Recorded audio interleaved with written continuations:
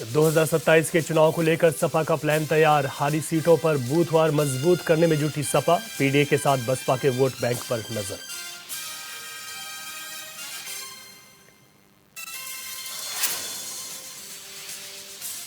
कानपुर में मांगों को लेकर शिक्षकों का धरना। कानून विरोधी कार्य करने का आरोप। मांगे न माने जाने तक जारी रहेगा प्रदर्शन।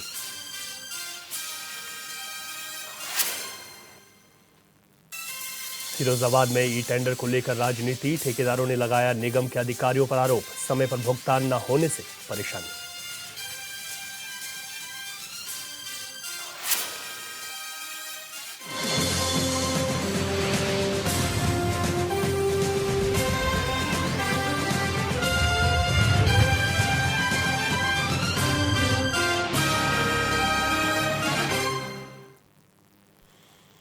नमस्कार, मैं हूं रवि केंत्रा। एचएनएन पर वक्त है 3 बड़ी खबरों का। पहली बड़ी खबर से शुरुआत करते हैं। समाजवादी पार्टी उन सीटों पर विशेष फोकस कर रही है जहां वर्ष 2022 के विधानसभा चुनाव में उन्हें हार का सामना करना पड़ा था। वहां बूथों को 3 श्रेणियों में बांटकर स्थानीय इकाइयों को जिम्मेदारी दी जा रही है। पीडीए के साथ साथ बसपा के वोट बैंक पर भी समाजवादी पार्टी की खासा नजर है। यूपी में पिछले विधानसभा चुनाव में सपा ने 111 सीटें जीती थी। तब उसके सहयोगी रहे रालोद और सुभाषपा के खाते में भी 8 और 6 सीटें आई थी। सपा सूत्रों के मुताबिक शेष जिन सीटों पर सपा को हार का सामना करना पड़ा था, वहां के बूथों को 3 हिस्सों में बांटा गया है। ये श्रेणियां पिछले चुनाव में मिले मत प्रतिशत के आधार पर तय की गई। सपा की रणनीति है कि जिन बूथों पर कमजोर रहे थे, वहां लगातार अभियान चलाकर मतदाताओं को खुद से जोड़ा जाए। साथ ही जहां हार जीत का अंतर कम रहा, वहां ओबीसी और दलित मतदाताओं के बीच विशेष काम किए जाएं।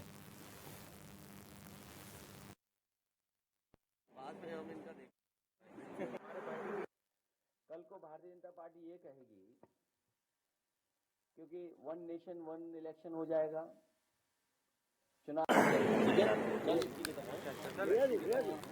तो उत्तर प्रदेश में समाजवादी पार्टी हारी हुई सीटों पर जीत का प्लान तैयार कर रही है।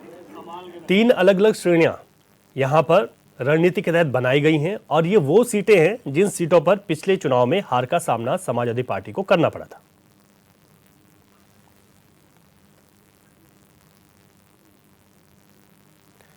इसी खबर पर अधिक जानकारी के साथ हमारे संवाददाता राशिद आरिफ फोन लाइन पर हमारे साथ हैं। राशिद, सपा का जो ये प्लान है हारी हुई सीटों को फतेह करने का, किस तरीके से पूरा प्लान तैयार किया गया है और कितना फायदा अगर होगा, अगर वो सफल रहती है इस प्लान में तो? रवि, देखिए आपको बता दें, समाजवादी पार्टी के रास्ते से अखिलेश यादव लगातार जो है पीडीए को लेकर बात की जाए 2022 विधानसभा चुनाव में समाजवादी पार्टी की 111 सीट थी और उनके सहयोगी की दल अगर बात किया जाए आरएलडी या सुभाषपा की, तो 8 में तो 6 सीटें थी। तो वही कहीं ना कहीं सुभाषपा आरएलडी अलग होने के बाद में कहीं ना कहीं समाजवादी पार्टी ने एक रणनीति बनाई है कि 2027 में पीडीए को साथ में लेके चलना है। जो सीधे समाजवादी पार्टी हारी थी उस पर इस वक्त बड़ा फोकस है। दूसरी चीज बता दें आपको, लोकसभा चुनाव में समाजवादी पार्टी को 37 सीटें मिली थी, जिसके बाद समाजवादी पार्टी ने अपना जो अभियान है पीडीए को वो और तेज कर दिया है। कहीं ना कहीं लगातार पीडीए की तर्ज में उत्तर प्रदेश में काम करे। दूसरी सबसे बड़ी बात बता दें, अगर 2014 से आप देखें तो 2014 की बात की जाए, 17 की बात की जाए, 19 की बात की जाए, 22 की बात की जाए, 24 की बात की जाए, तो इन सारे चुनावों में बीएसपी का वो जो चुनाव में जो वोटर है वोट प्रतिशत कहीं ना कहीं कम होता चला आया है। देखिए आपको बता दें, मायावती का इस वक्त उत्तर प्रदेश में 9% वोट है, जबकि अगर बात की जाए दलितों की तो 11% दलितों का वोट रहता था और मुस्लिम अगर उनके साथ में होता था तो 19-20% उनका वोट रहता था। लेकिन मायावती का लगातार गिराव गिरता चला आ रहा है। आपने देखा होगा पिछले दिनों मायावती ने अपने जन्मदिन पे प्रेस कॉन्फ्रेंस की थी, तो उन्होंने कहीं ना कहीं दलितों से एक अपील की थी कि उत्तर प्रदेश में फिर से आप काम करिए, क्योंकि कांग्रेस हो, भारतीय जनता पार्टी हो, समाजवादी पार्टी हो, इन्होंने दलितों को और ओबीसी को छलने का काम किया। लगातार देखिए मायावती जो है अपने वोट बैंक को साधने की कोशिश कर रही, लेकिन अगर बात की जाए लगातार हमने ये देखा है विधानसभा चुनाव में जिस तरह से मायावती का वोट बैंक खिसक के कहीं ना कहीं समाजवादी पार्टी और भारतीय जनता पार्टी की तरफ चला गया है। तो इसी को लेकर कहीं ना कहीं समाजवादी पार्टी जो है अब लगातार पीडीए की तरफ से काम कर रही है। उत्तर प्रदेश में दलित पिछड़ा और अल्पसंख्यक मुस्लिम जो है वो अपने साथ जुड़ने की लगातार कवायद में जुटी हुई, कहीं ना कहीं इसका 2027 में बड़ा फायदा मिलेगा। लेकिन किसी आपको एक बात बता दूं कि अगर भारतीय जनता पार्टी की अगर बात की जाए तो भारतीय जनता पार्टी ने 2014 से और अब तक के दलित पिछड़े ओबीसी के लिए बड़े काम किए। उज्ज्वल योजना की बात की जाए, प्रधानमंत्री आवास योजना की बात की जाए, तमाम ऐसी योजनाएं हैं। उत्तर प्रदेश में सबसे बड़ी भारतीय जनता पार्टी की योजना आयुष्मान योजना चल रही, जिसका लाभ जो है बड़े पैमाने पे दलित पिछड़े ओबीसी ही ले रहे हो। कहीं ना कहीं 5 लाख तक के इलाज मुफ्त मिल रहा है। तो उसी को लेकर कहीं ना कहीं एक बार फिर ये माना जा रहा था कि दलित अगर मायावती से खिसकता है तो कहीं ना कहीं समाजवादी पार्टी की तरफ जाता है या भारतीय जनता पार्टी की तरफ जाता है। देखिए, सबसे बड़ी चीज आपको बता दूं कि मिल्कीपुर का जो चुनाव है उससे बहुत सी चीजें साफ हो जाएंगी, क्योंकि बात की जाए वहाँ 3 लाख वोटर है मिल्कीपुर में, अयोध्या में। तो कहीं ना कहीं उस सीट पे अगर बात की जाए दलित और पार्टी की तो 1 लाख से ज्यादा ये वोट है। तो कहीं ना कहीं ये देखने को आपको मिलेगा पार्टी वोट, दलित वोट जो वोट है का वो कहाँ जाता है। ठीक बात है। देखिए, विकल्प एक तो है पिछड़ों को जिस तरह से भारतीय जनता पार्टी और समाजवादी की तरह मिला है, क्योंकि बीएसपी जिस वक्त आपको बात बता दें 2007 से 2012 तक तो मायावती की सरकार रही। उस वक्त मायावती का जो शासन था law and order Uttar Pradesh का बहुत ही अच्छा रहा। लेकिन कहीं ना कहीं 12 के बाद में मायावती जो है राजनीति तो कर रही है, लेकिन तो पिछड़ों की उनसे वो अपेक्षा वो पूरी नहीं हो पा रही है। मायावती जो सीटें उतारती हैं चुनाव में, चाहे लोकसभा की बात की जाए चाहे विधानसभा की बात की जाए, तो सीटें इस तरह की उतारती हैं कि कहीं ना कहीं उनसे एक आरोप लगता है कि किसी एक पार्टी से मिलकर काम कर रही है।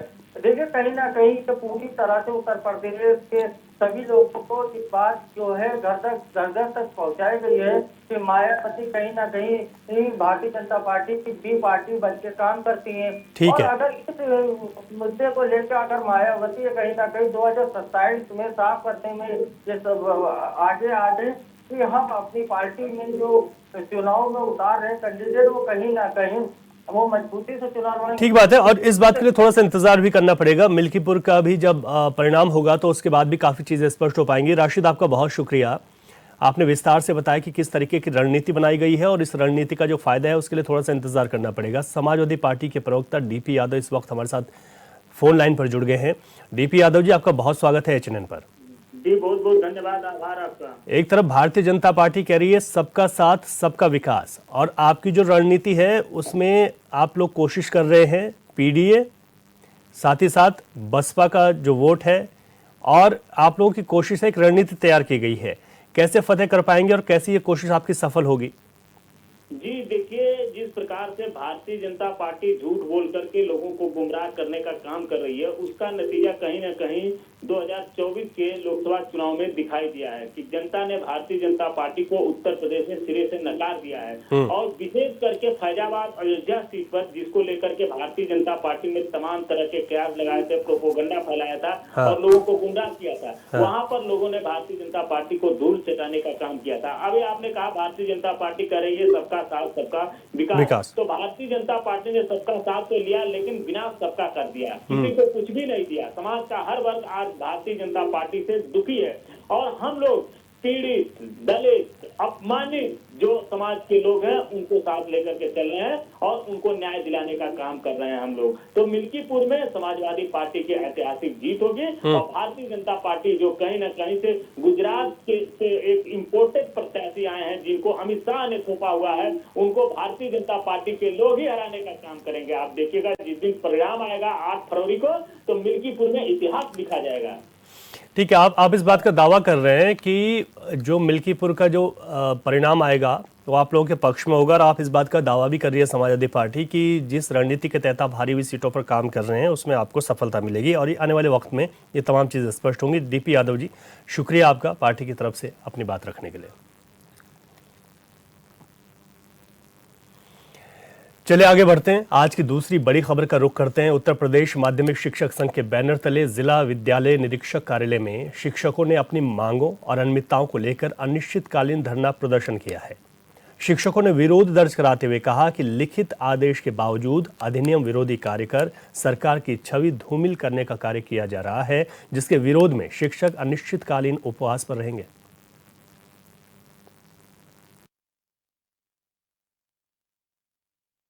इस उपवास का कारण था तमाम सारी ऐसी लंबित समस्याएं हैं जो पूरी तरीके से नियम संगत हैं, लेकिन डीआईएस कार्यालय द्वारा अभी संपन्न नहीं की जा रही है।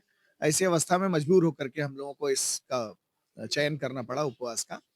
3 जनवरी को देर रात उपवास स्थगित कराया गया डायरेक्टर साहब के हस्तक्षेप से। डीआईएस साहब ने भी पत्र जारी किया। दोनों लोगों के हस्तक्षेप पर हम लोगों ने 6 तारीख को उन्होंने एक बैठक आयोजित की लखनऊ में, जहां पर डायरेक्टर साहब की अध्यक्षता में बैठक हुई। मैं भी उपस्थित था और डीआईएस साहब भी उपस्थित थे।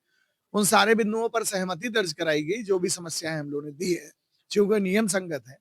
ऐसी परिस्थिति में नियम संगत कार्यों को संपन्न करने के लिए उन्होंने आश्वस्त किया कि ये संपन्न होगी। तो अनियमितताओं और मांगों को लेकर ये अनिश्चितकालीन प्रदर्शन और उपवास है शिक्षकों का। शिक्षकों ने मांगे पूरी न होने का यहाँ पर विरोध जताया है और उत्तर प्रदेश माध्यमिक शिक्षक संघ की ओर से ये बात यहाँ पर रखी गई है। बड़ी बात यह है कि जब भी शिक्षक इस तरीके से प्रदर्शन उपवास पर जाते हैं तो सीधे तौर पर शिक्षा जो दे रहे हैं छात्रों को, उनकी शिक्षा में व्यवधान पैदा होता है।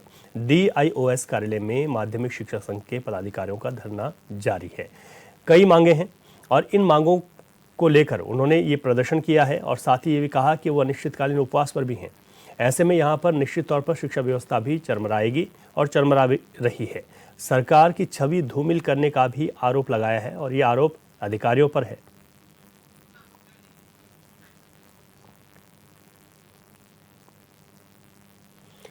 चलिए विस्तार से इस मसले को समझने के लिए हमारे संवाददाता इब्ने हसन जैदी हमारे साथ लाइव जुड़ गए हैं। इब्ने हसन, जिस तरीके से बात सामने निकल कर आई, ये जो धरना प्रदर्शन हो रहा है, उपवास की बात की जा रही है, इसके पीछे जो मुख्य मांगे हैं वो क्या हैं और सरकार की छवि धूमिल करने की जो बात की जा रही है, ये किस बिहार पर ये शिक्षक कहते हुए दिखाई दे रहे हैं?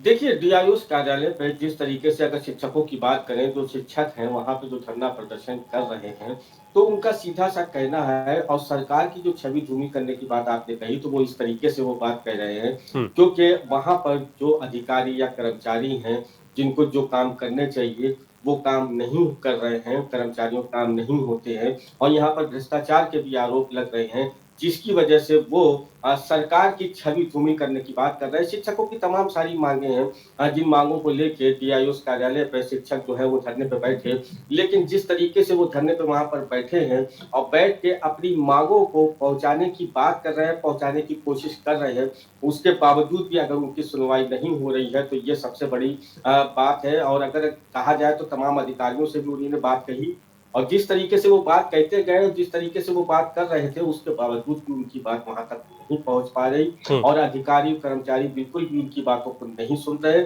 और जिस तरीके से अधिकारी कर्मचारी उनकी बातों को नहीं सुन रहे हैं, उसके बाद आज अगर जिस तरीके से उनके धरने प्रदर्शन हो रहे हैं, तो उनका साफ तौर से कहना है कि हम इसके आगे भी और लड़ाई लड़ेंगे अगर हमारी मांगे नहीं मानी जाती हैं तो। जी इब्ने, क्या यहाँ पर अधिकारियों की ओर से कुछ कहा गया है उनको समझाने की कोशिश, क्योंकि ऐसे में तो शिक्षा व्यवस्था भी चरमरा रही है जब कोई भी शिक्षक अगर इस तरीके की का प्रदर्शन करता है या उपवास की बात करता है? इब्ने, सुन पा रहे हैं आप? ठीक है, मेरी आवाज़ हमारे संवाददाता तक शायद नहीं पहुंच पा रही है, तो आपको बता दें कि लगातार उत्तर प्रदेश माध्यमिक शिक्षक संघ की ओर से ये कहा गया है, DIOS कार्यालय पर उन्होंने धरना दिया और इस धरने में अनिश्चितकालीन प्रदर्शन उनका ये जारी है, उपवास की भी चेतावनी दी है और ये सभी शिक्षक अधिनियम विरोधी कार्य करने का आरोप लगा रहे हैं DIOS कार्यालय पर, इसी वजह से धरना दिया गया। ऐसे में कानपुर में जो अनिश्चितकालीन धरना प्रदर्शन उत्तर प्रदेश माध्यमिक शिक्षक संघ का है, शिक्षकों का है, इससे शिक्षा व्यवस्था भी चरमराई है, लेकिन उनका साफ तौर पर आरोप है कि जो काम यहाँ पर किए जा रहे हैं वो काम गलत तरीके से किए जा रहे हैं और इसकी नाराज़गी है। कई बार इस बात को रखा गया, लेकिन अधिनियम विरोधी कार्यों को रोकने की कोशिश यहाँ पर जिम्मेदारों के माध्यम से नहीं की गई और अब उनको मजबूरन यहाँ पर प्रदर्शन करना पड़ रहा है, उपवास की भी चेतावनी देनी पड़ रही है। तो कानपुर से एक खबर आपको बता रहे हैं, हमारे संवाददाता इब्ने हसन भी हमें बता रहे थे कि जिस तरीके से शिक्षक लगातार अपनी मांगों को लेकर अपनी बात को रख रहे थे, लेकिन उनकी बातों को दरकिनार कर दिया गया। इसी वजह से आज ये नाराज़गी खुलकर सामने आ गई है।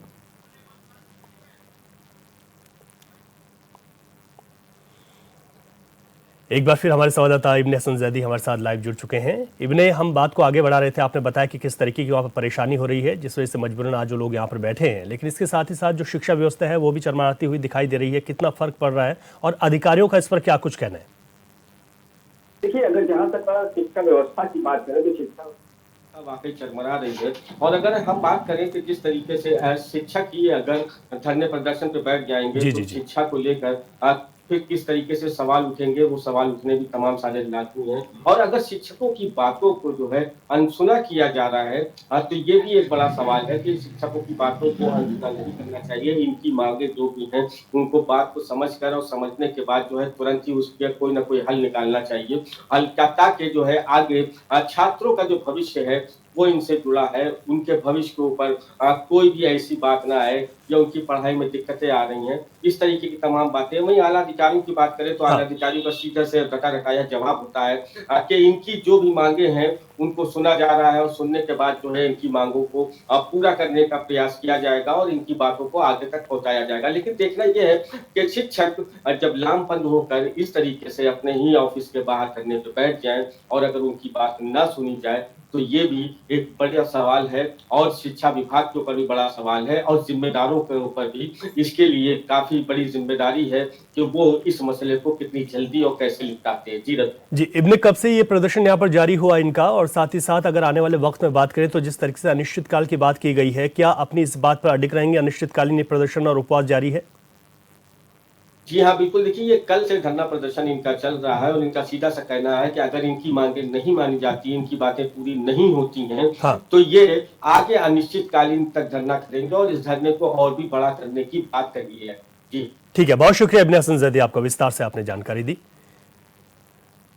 आगे बढ़ते हैं और आज की तीसरी बड़ी खबर का रुख करेंगे जो कि फिरोजाबाद से है। फिरोजाबाद नगर निगम में ई टेंडर प्रक्रिया में ठेकेदारों के भाग न लेने पर राजनीति शुरू हो गई, जिस पर ठेकेदार और पार्षदों का कहना है कि उनके बीच किसी प्रकार का कोई भी मतभेद नहीं है, अधिकारी अपने स्तर से बात बना रहे हैं।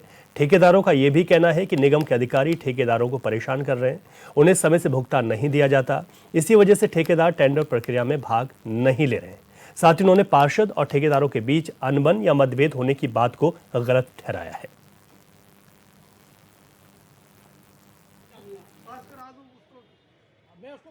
एक्चुअल में देखिए, ठेकेदारों की सबसे बड़ी परेशानी है कुछ अधिकारियों के द्वारा है। रॉयल्टी के नाम पर कुछ ठेकेदारों को परेशान किया जा रहा है, उनकी फाइलें रोक दी गई हैं, इस वजह से टेंडर नहीं डाले गए हैं। और कुछ आरोप लगा रहे हैं कि पार्षदों के खिलाफ ठेकेदार बोल रहे हैं। ठेकेदारों का किसी से कोई प्रकार की लड़ाई नहीं है, पार्षदों से ना किसी पार्षद ने कोई दबाव बनाया है। सबके मिलजुल के ही ठेकेदार एक दूसरे से काम करते हैं उनके वार्डों में, और ठेकेदारों की पार्षदों के खिलाफ कोई शिकायत नहीं है। जो भी समस्या है, अगर और भी समस्या है, अधिकारी हमारे हम बुलाएंगे ठेकेदारों को, उनको समझ से अपनी समस्या रखेंगे, सारी बातें। अब ये तो आरोप लगाने वाले लगाते रहते हैं, ठेकेदारों द्वारा कोई बयान नहीं है ऐसा, ना किसी से कहा है कि पार्षदों ने कोई दबाव बनाया। मैंने एक अखबार में खबर पढ़ी, उसमें ये लिखा हुआ था कि ठेकेदार द्वारा ये कहा गया है कि पार्षद हमसे क्षेत्रों में अनुचित दबाव बनाते हैं, इसलिए हमने टेंडर नहीं डाले शहर में। तो मैं ठेकेदार संघ से ये पूछना चाहता हूँ कि उनका भी संघ बना हुआ है, तो कोई भी ठेकेदार संघ से अलग तो कोई बयान देगा नहीं, और जो बयान दिया है तो पहले वो ये बता दें कि कौन सा पार्षद आपको अनुचित कर रहा है, उसका नाम खोलें और ठेकेदार का भी नाम खोला जाए। दूसरी बात, ठेकेदार संघ अभी हमारी बात हुई तो मना कर रहे हैं, हमने ऐसा कोई बयान नहीं दिया, तो उसका खंडन भी करेंगे। तो निकल कर बात जो आ रही है वो ये आ रही है कि अधिकारियों द्वारा अपना कोई खेल कर कर ठेकेदारों पार्षदों में यहाँ झगड़ा कराने के लिए इस उद्देश्य से खबर निकलवाई। तो ठेकेदार संघ है तो पार्षद संघ भी है। कमी सारी अधिकारियों की, अधिकारियों कमी के चलते आज यहाँ ये स्थिति बनी हुई है।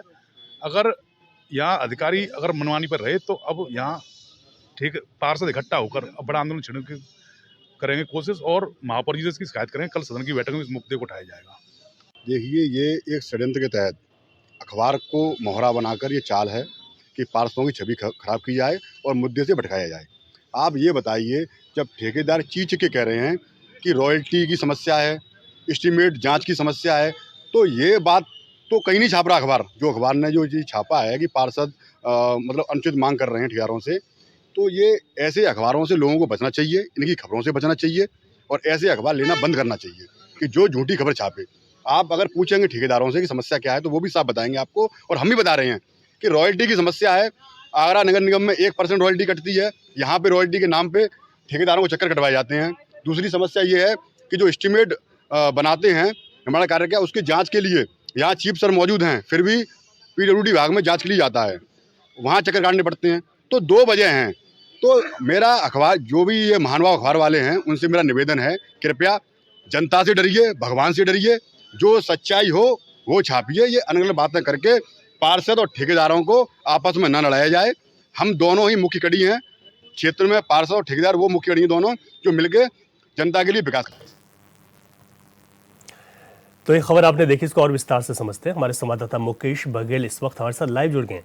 मुकेश, ये कहा जा रहा है कि पार्षद और ठेकेदारों को लड़ाने की एक साजिश रची गई और ये भी कहा गया कुछ लोगों के द्वारा कि अधिकारियों की इसमें मिलीभगत हो सकती है, लेकिन टेंडर प्रक्रिया में किसी का भी भाग न लेना ये भी अपने आप में बड़े सवाल खड़े करता है। अभी तक क्या क्या चीजें स्पष्ट हो पाई हैं? बिल्कुल रवि, ये नगर निगम का मामला है कि ई टेंडर में करीब 11 करोड़ के 55 टेंडर नगर निगम द्वारा निकाले जाते हैं, जिसमें किसी भी ठेकेदार द्वारा ई टेंडर प्रक्रिया में प्रतिभाग नहीं किया जाता, जिसके बाद अब नगर निगम में राजनीति शुरू हो चुकी है। लगातार पार्षद अपनी बात कह रहे हैं, ठेकेदार अपनी बात कह रहे हैं, लेकिन सही बात में मायने की अगर देखी जाए तो कहीं ना कहीं जो ई टेंडर में जो ठेकेदारों द्वारा प्रतिभाग न करना बताया जा रहा है, वो कहीं ना कहीं अधिकारियों की लापरवाही और जो ठेकेदारों द्वारा उत्पीड़न है वो कहीं ना कहीं निकल के आ रहा है। जी मुकेश, किस तरीके की लापरवाही ये हो सकती है? क्योंकि कोई भी ठेकेदार है, उसको अगर काम चाहिए तो वो तो ई टेंडर में प्रतिभाग करेगा ही, और आज तक तो हमने यही देखा कि उसको यही कोशिश होती है कि वो टेंडर जो है उसी के नाम पर हो ताकि उस काम को कर सके। लेकिन यहाँ पर किसी का भी प्रतिभाग न करना, ये तो एक बात स्पष्ट है कि संघ तो एक साथ है ठेकेदारों का, या तो फिर वो कह नहीं पा रहे। अधिकारियों का इस पर क्या कुछ जवाब है? बिल्कुल, ठेकेदार एसोसिएशन के अध्यक्ष से हमारी जब बात हुई तो उनका साफ तौर पर कहना है कि रॉयल्टी को लेकर और फाइल के पेमेंट को लेकर अधिकारी चक्कर लगवाते हैं, जिससे ठेकेदार काफी परेशान है, जिसको लेकर ई टेंडरिंग में ठेकेदार द्वारा कोई भी प्रतिभाग नहीं किया गया। वहीं अगर बात करें तो अब पार्षदों का भी ये आरोप है कि कहीं ना कहीं पार्षदों और ठेकेदारों को जो लड़ाने की बात निकल के आई है, तो कहीं ना कहीं इससे ये तो साफ है कि कहीं ना कहीं जो निगम के अधिकारी है वो अपनी मनमानी में जुटे हैं, जिसके कारण शहर के विकास कार्य में ये रोड़ा अटका हुआ है। जी फिरोजाबाद नगर निगम के अधिकारियों की ओर से मुकेश, क्या इस पर अभी तक कुछ कहा गया? जिस तरीके के आरोप उन पर लग रहे हैं, चाहे वो प्रत्यक्ष तौर पर हो या अप्रत्यक्ष तौर पर हो, कोई बयान उनका सामने आया है इस बात को लेकर? क्योंकि काम भी तो कराने हैं, जब ये टेंडरिंग में कोई भाग नहीं लेगा तो विकास कार्य भी तो रुक जाएंगे। बिल्कुल, जो नगर निगम के चीफ इंजीनियर है मनीष कुमार जी, उनसे हमने बातचीत की तो उनका साफ तौर पर कहना है कि हमारे पास हम ठेकेदारों से इस बारे में बैठ के चर्चा करेंगे और जो भी समस्या है उसका निदान करेंगे, लेकिन अभी तक धरातल पे ऐसी कोई भी चीज देखने को नहीं मिली है जिसके चलते फिरोजाबाद के जो विकास कार्य में जो रुकावट आ रही है जिसको बढ़ाया जा सके। जी बिल्कुल, और देखना हो कब तक स्पष्टता आएगी। मुकेश बघेल, आपका बहुत शुक्रिया जानकारी के लिए। 3 बड़ी खबरों में अभी के लिए इतना ही। खबरों से अपडेट रहे और देखते रहे HNN 24/7। इजाजत दीजिए, नमस्कार।